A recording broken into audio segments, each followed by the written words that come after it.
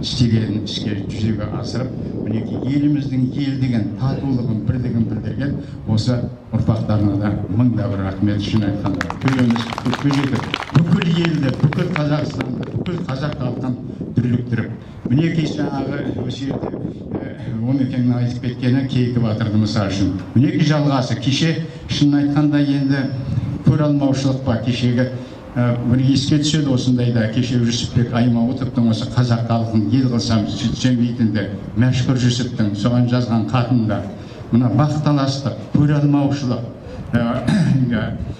осындай нелердің өзі, жаңағы жалқаулық бәрі осы қазақ халқымыздың осындай.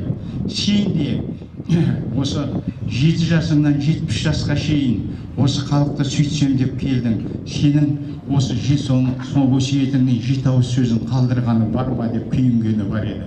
Кешегі даже осы Қарнияз бабамызды алып бергенде де жаңағыдайлардың сондайдың ішінде оларда табылды.